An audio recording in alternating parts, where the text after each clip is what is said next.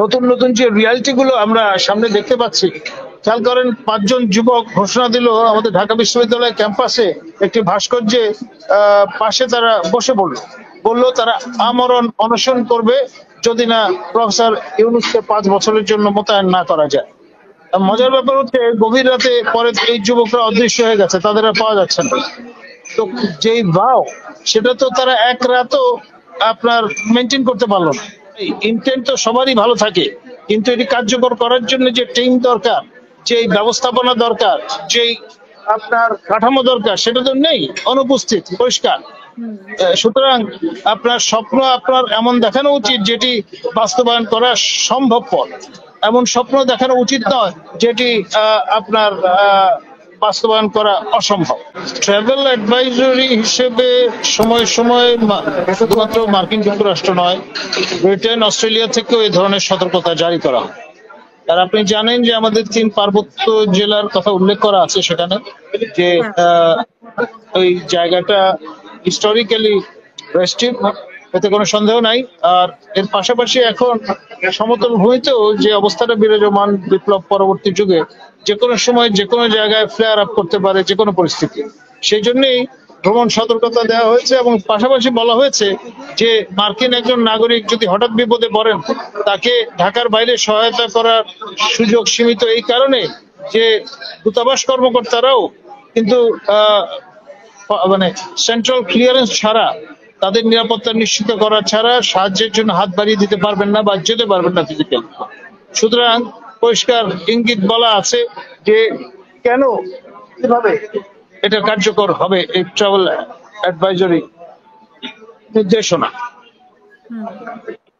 আর নির্বাচন নিয়ে যে ধোঁয়াশাটা, সেটা নিয়ে বিস্তৃত আলোচনা করেছেন আমাদের শ্রদ্ধেয় ব্রিগেডিয়ার নাসির স্যার এবং আমাদের সর্বোচ্চ শ্রদ্ধেয় মুসলিম লীগের প্রেসিডেন্ট, বিজ্ঞ আইনজীবী আমাদের মহসিন রশিদ স্যার।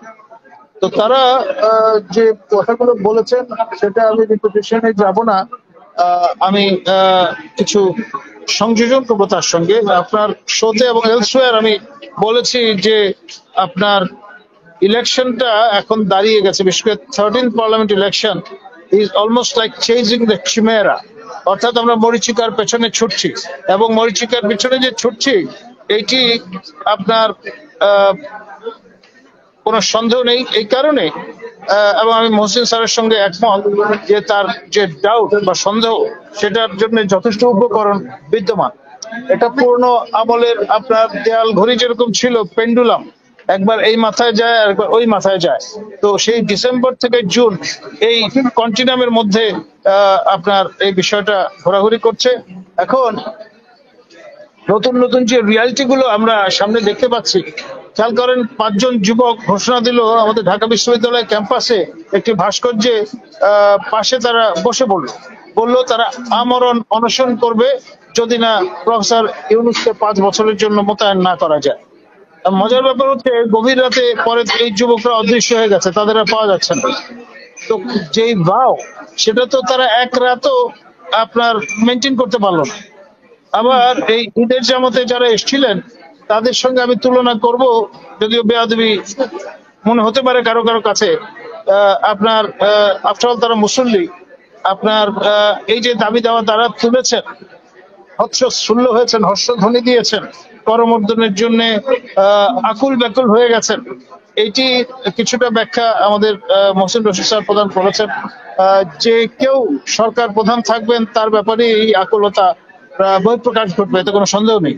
কিন্তু সমস্যা যেটা, সেটা হচ্ছে আপনার অনেকটা সেই রকম বিষয় যে আপনি যদি নদীতে বা বিলে মাছের পোনা ছেড়ে দেন, সেগুলো বড় হওয়ার নিশ্চিত কোনো গ্যারান্টি যেমন নেই, সেই রকম ঈদের জামাতে যারা আসলেন গেলেন, তারা তাদের যে মতামত, সেটা যদি আমরা প্রাচীন গ্রিসের সেই নগর রাষ্ট্র স্পার্টা এবং অ্যাথেন্সে চলে যেতে পারতাম, তাহলে হয়তো এর কোনো নিশ্চয়তা থাকতো, প্রত্যক্ষ ভোটের সুযোগ যদি থাকতো।